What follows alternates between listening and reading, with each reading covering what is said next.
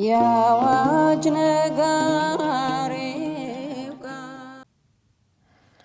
በስመ አብ ወወልድ ወመንፈስ ቅዱስ አሃዱ አምላክ አሜን። አቤቱ ሁሉን የምትይዝ ሁሉን የምትገዛ ሁሉን የምትጠብቅና ሁሉን የምትመግብ አምላካችንና አባታችን እግዚአብሔር ሆይ ያለፈውን ጊዜ ሁሉ በሕይወትና በሰላም አስፈጽመህ ዛሬም በኃጢአትና በበደል በጨረስነው ዕድሜያችን ላይ ይህችን ተጨማሪ የንስሐ ጊዜና የንስሐ ዕድል ስለሰጠኸን እናመሰግንሃለን። ክቡራን በሀገር ውስጥና ከሀገር ውጭ ሆናችሁ ይህንን መርሃ ግብር የምትከታተሉ ኦርቶዶክሳውያን የእግዚአብሔር ልጆች የእመቤታችን የቅድስት ድንግል ማርያም የአስራት የቃል ኪዳን የበረከት ልጆች የቅዱሳን ሁሉ ወዳጆች በኃያሉ በልዑል እግዚአብሔር ፍጹም ሰላም እላችኋለሁ። እንደምን ዋላችሁ? አሜን። እንድናመልከው የፈጠረን እንድናገለግለው የጠራን እንድናመሰግነው የፈቀደልን በባህሪው ሞት በመንግስቱ ሽረት በፍቅሩ ወረት የሌለበት ኃጢአት በደላችንን ክፉ ሥራ መተላለፋችንን ዓይኑ እንዳየች ጆሮውም እንደሰማች ሳይፈርድብን ዕድሜ ለንስሐ ሰጥቶ ዳግም በቅድስናው ተራራ በምህረቱ አደባባይ ተገኝተን ቅዱስ ቃሉን እንድንሰማ ቅዱስ ስሙን እንድንጠራ የፈቀደልን የአባቶቻችን የቅዱሳን አምላክ የእኛም አምላክ የሰራዊት ጌታ እግዚአብሔር ስሙ ለዘላለም የከበረና የተመሰገነ ይሁን። የመላእክት እህት፣ የነቢያት ትንቢት፣ የሐዋርያት ስብከት፣ የጻድቃን እመቤት፣ የሰማዕታት እናት ድንግል ማርያም ወላዲተ አምላክ ስሟ ለዘላለም የከበረና የተመሰገነ ይሁን።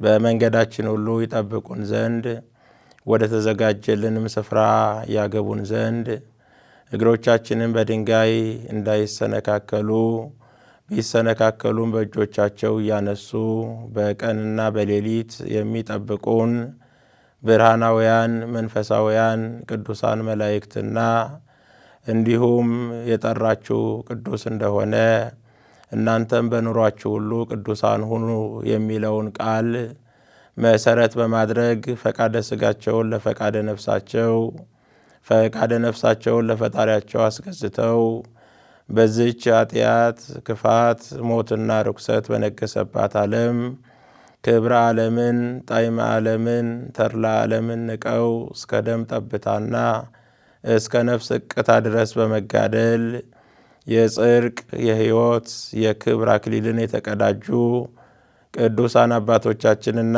ቅዱሳት እናቶቻችን እግዚአብሔር ባከበራቸው ክብርና እግዚአብሔር በሰጣቸው ጸጋ መጠን የከበሩና የተመሰገኑ ይሆኑልን።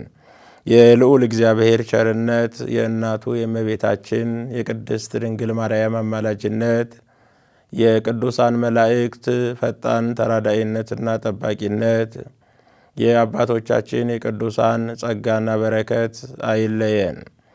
አደራ በል ያልሆነችው ስንዷ እመቤት ቅድስት ቤተ ክርስቲያናችን በዛሬው ዕለትና በዛሬው ቀን ዓመታዊና ወርሃዊ ክብረ በዓላቸውን የምታከብርላቸው የቅዱሳን አባቶቻችንና የቅዱሳት እናቶቻችን የከበረች በረከታቸው ድል የማትነሳ ረድኤታቸው ጥርጥር የሌለባት የጸናች የቀናች ኦርቶዶክሳዊት ተዋሕዶ ሃይማኖታቸው ለዘላለሙ ከሁላችንም ጋር ጸንታ ትኑር።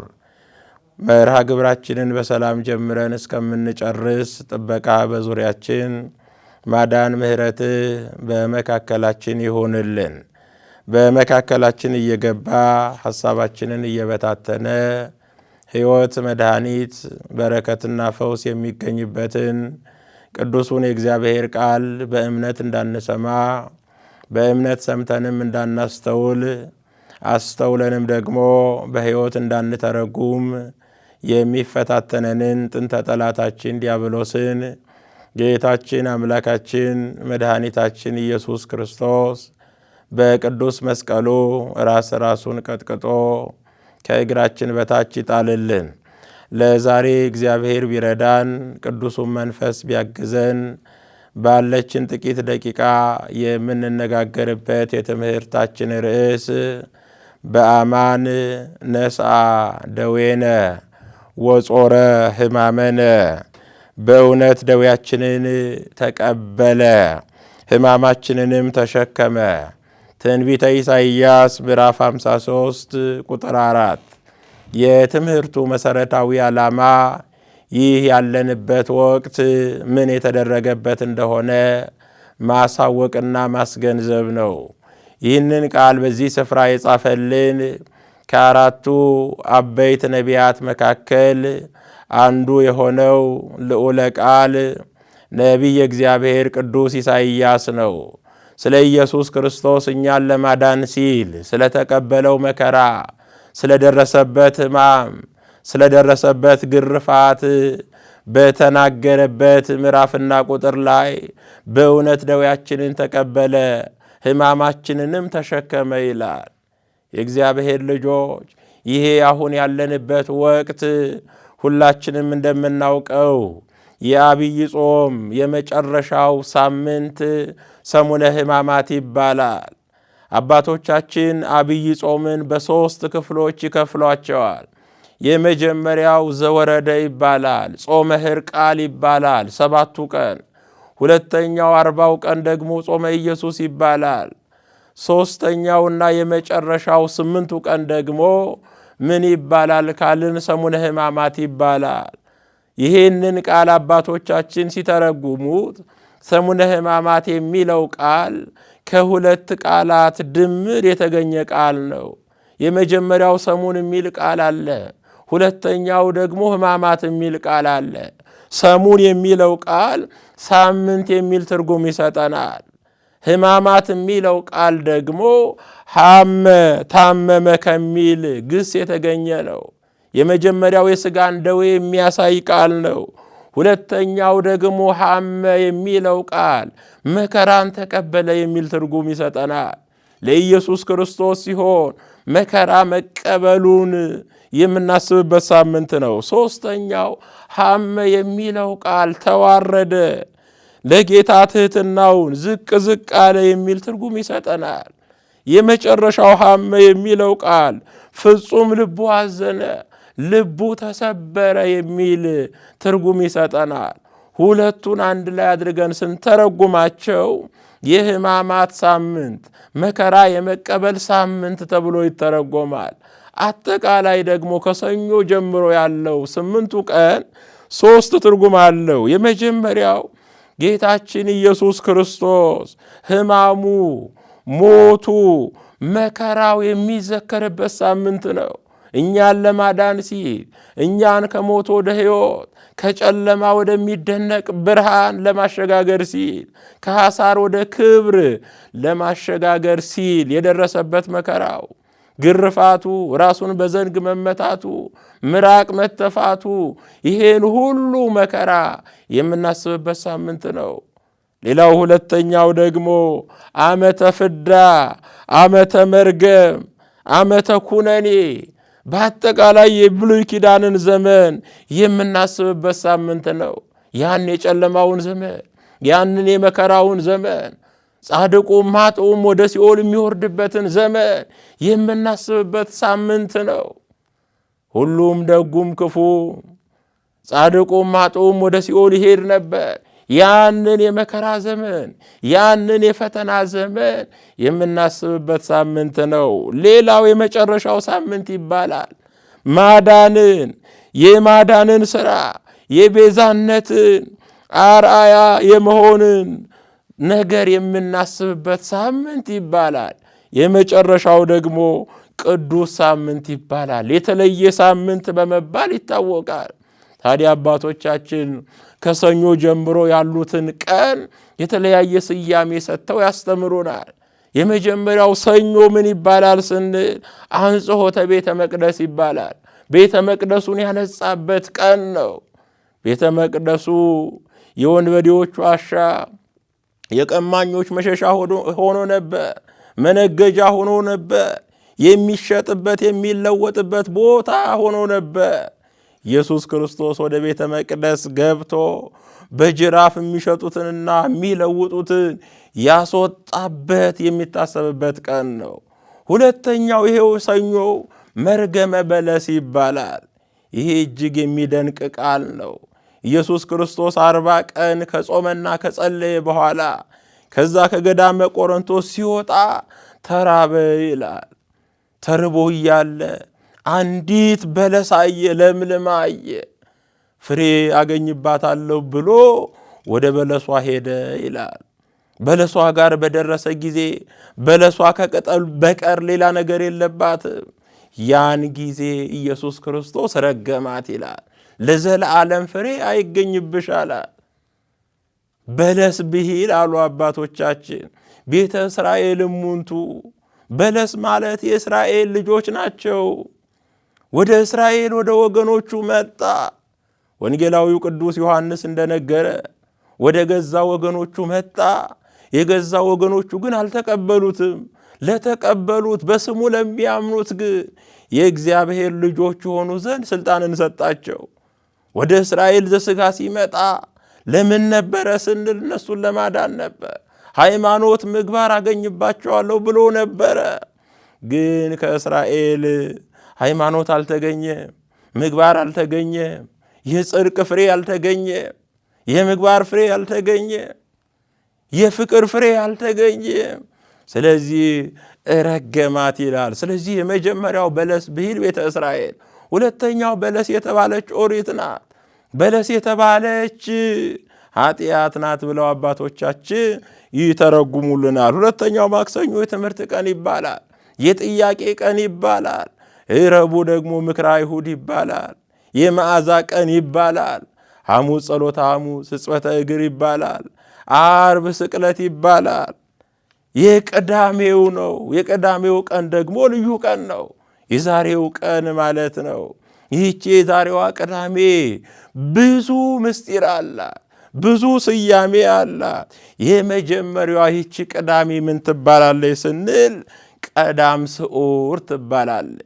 የተሻረች ቅዳሜ ማለት ነው። የተሻለች ቅዳሜ መባሏ ስለምንድን ነው ስንል ከወትሮ ዕለታት በተለየች ይህቺ ዕለት በጾም ስለምትታሰብ ነው። በሰንበት አይጾምም። በዚች ቀን ግን ተጾሟል። በዚህ ምክንያት ይህች ቀን የተሻረች ቅዳሜ ትባላለች። ሌላው ሁለተኛው ለምለም ቅዳሜ ትባላለች። ለምለም ቅዳሜ የተባለችበት ምክንያት ምንድን ነው ስንል ካህናቱ የምስራች አብሳሪ የሆነውን ቄጤማ ይዘው ወደ ምእመናን ቤት ስለሚሄዱ ነው። ወደ አማኞች ቤት ስለሚሄዱ ነው። ጌታችን መድኃኒታችን ኢየሱስ ክርስቶስ ይህችን ቀን ለምለም ቅዳሜ የተባለችበት ብዙ ምስጢር አለው። በዚህ በዳዊት መዝሙር 22 በቅንፍ 23 ላይ እግዚአብሔር ይሬኤኒ ወአልቦ ዘይሃጣኒ ውስተ ብሔር ስዑር እየሃድረኒ፣ እግዚአብሔር እረኛዬ ነው የሚያሳጣኝ የለም፣ በለመለመ መስክ ያሳድረኛል፣ በእረፍት ውኃ ዘንድም ይመራኛል። ስዑር የምትለዋ የለመለመች ተብላ ተተርጉማለች። አስቀድሞ በብሉይ ኪዳን በኖህ ዘመን ሁላችንም እንደምናውቀው በኖህ ዘመን ያ የጥፋት ውኃ መጣ። አምላካችን እግዚአብሔርም አስቀድሞ ለጻድቁ ለኖህ የጥፋት ውኃ ይመጣል፣ ለሕዝቡ ንገር፣ መርከብ ይስሩ፣ ወደ እግዚአብሔር ይመለሱ ብሎ በኖህ በኩል ለሕዝቡ መልእክት አስተላለፈ። ኖህም ሄዶ ለሕዝቡ ተናገረ። ሕዝቡ ግን ሳቁበት፣ አፌዙበት ይላል። የጥፋት ውኃ ይመጣል ብሎ ሲናገር፣ በዚህ ምክንያት የመጀመሪያው የጽድቅ ሰባኪ ይባላል ኖህ። እነሱ 100ውን ጨፍረንበት 100ውን ዳንኪራ መተንበት በ20ዋ ንስሐ እንገባለን አሉ። ዛሬም አሉ ብዙዎች ዛሬ ንስሐ ግቡ ሲባሉ ነገ እገባለሁ ከነገ ወዲያ እገባለሁ እያሉ ሞት የሚያጋጥማቸው አሉ። የእግዚአብሔር ልጆች ለነገ አትበሉ፣ ነገ ንስሐ እገባለሁ አትበሉ። የእግዚአብሔርን ቃል በሰማችሁበት ቀን ንስሐ ግቡ። የሚገርመው ነገር ብዙ ሰው እሞታለሁ ብሎ ድር ይገባል፣ እሞታለሁ ብሎ ግን ንስሐ ይገባ። በኖህ ዘመን የነበሩ ሰዎችም እንዲህ ነበሩ። ኖህ መርከቡን ሰራ። በኋላ የጥፋት ውሃ ከመምጣቱ በፊት ኖህ ልጆቹን ቤተሰቦቹን አስገብቶ ከጥፋት ውሃ ከመምጣቱ በፊት ወደ ሌላ ቦታ ሄደ። የጥፋት ውሃ መጥቶ ሕዝቡን አጠፋ። በኋላ ከ40 ቀንና ከ40 ሌሊት በኋላ የጥፋት ውሃ መጉደሉን ለማወቅ መጀመሪያ ቁራን ላከው። ቁራም ተልኮ እዛ የወደቀውን የሚበላውን ሲያይ ሳይመለስ ቀረ። ዛሬም የቁራ መልእክተኛ የሚባለው የተላከበትን መልእክት የማያደርስ ሰው የቁራ መልእክተኛ ይባላል። ዓላማውን የረሳ መልእክተኛ ማለት ነው። በሁለተኛ ርግብ ላካ። ርግብ ሄደች። መጀመሪያ ማረፊያ ስለሌለ ተመልሳ መጣ። ከ7 ቀን በኋላ ደግሞ ላካት። ሄደች።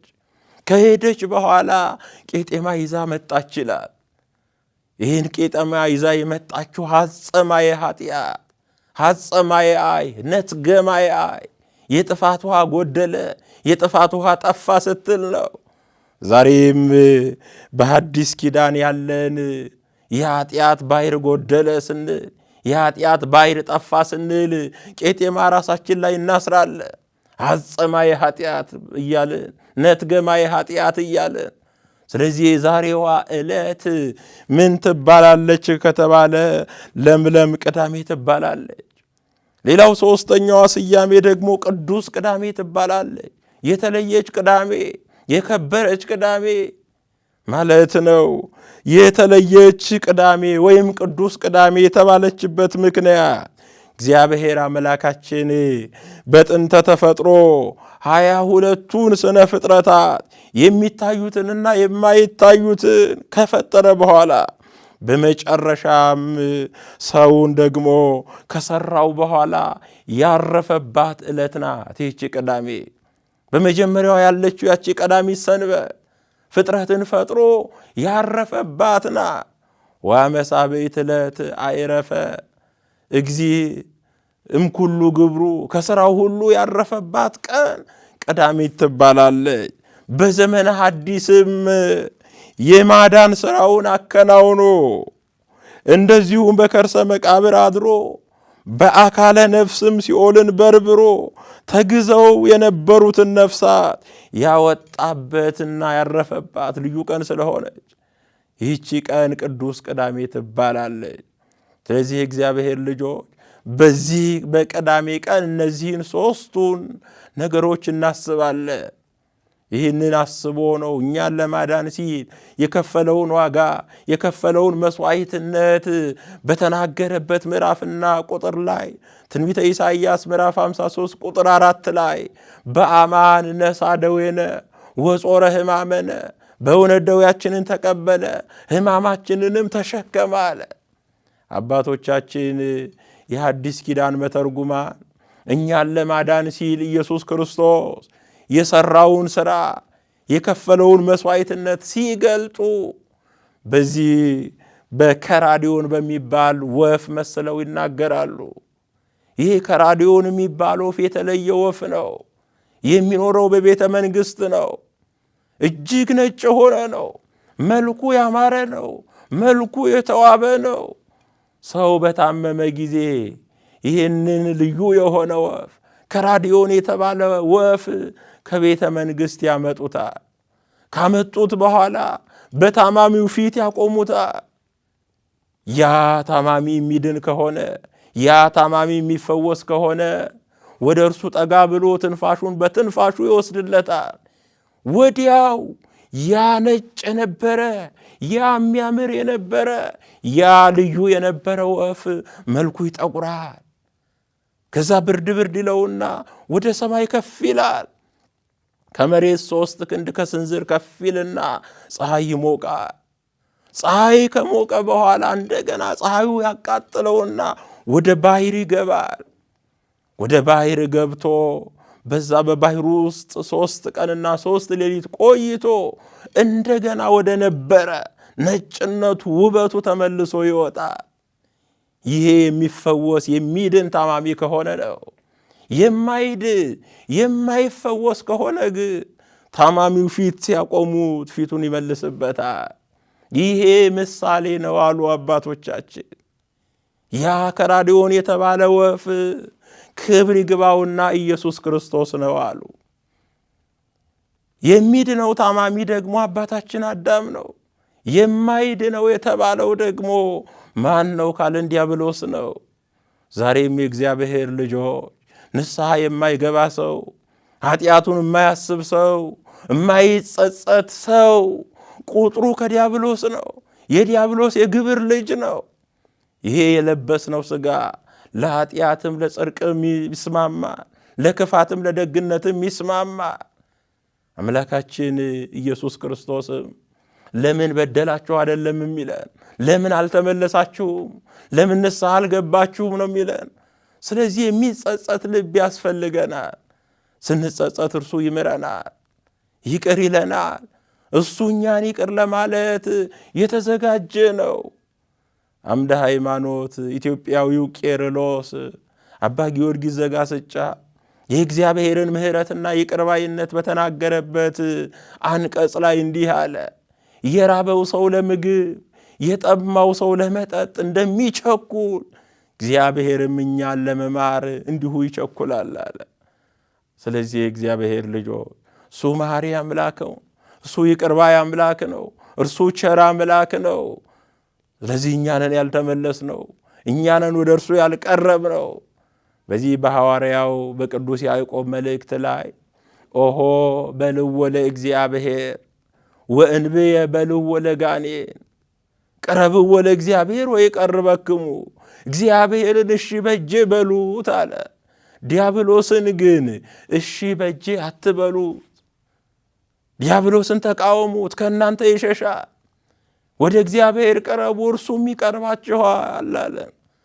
ስለዚህ የእግዚአብሔር ልጆች ወደ እርሱ እንድንቀርብ አምላካችን እግዚአብሔር በቸርነቱ ይርዳን። ይሄ ሳምንት መከራውን ሕማሙን የምናስብበት በስግደት የምናሳልፍበት ከምን ጊዜውም በበለጠ ቤተ እግዚአብሔር ተገኝተን ምንባባቱን የምንሰማበት በጸሎቱ የምንሳተፍበት ብዙ በረከትና ብዙ ክብር የምናገኝበት ድንቅ ዕለት ነውና በዚህ ዕለት በቤተ ክርስቲያን ተገኝተን ቅዱስ ቃሉን ሰምተን ወደ አባቶቻችን ወደ ካህናት ቀርበን ኃጢአት በደላችንን ተናዘን ለንስሐ የሚገባ ፍሬ አፍርተን የአምላካችን የኢየሱስ ክርስቶስን ቅዱስ ሥጋና ክቡር ደም ተቀብለን የመንግሥቱ ወራሾች እንድንሆን ኃያሉ እግዚአብሔር ይርዳን። ጾማችንን ጾመ ስርየት ጾመ ድኅነት ያድርግልን። መዋዕለ ጾሙን በሰላም አስፈጽሞ ለብርሃነ ትንሣኤው ያድርሰን። ሱባኤያችንን የኃጢአት መደምሰሻ የመንግሥተ ሰማያት መውረሻ የዲያብሎስ ድል መንሻ ያድርግልን። አጽራረ ተዋሕዶ ሃይማኖታችንን አጽራረ ሀገራችንን ያስታግስልን። ሀገራችን ቅድስት ኢትዮጵያን ዳሯን እሳት መሃሏን ገነት አድርጎ ይጠብቅልን። ታመው በየሆስፒታሉ በየጸበል ቦታው በየቤታቸው የሚሰቃዩትን ይፈውስልን። ሀገራችንን ከጥፋት ሕዝባችንን ከስደት ይጠብቅልን። ወስብሐት ለእግዚአብሔር ወለወላዲቱ ድንግል ወለመስቀሉ ክቡር። ይቆየን።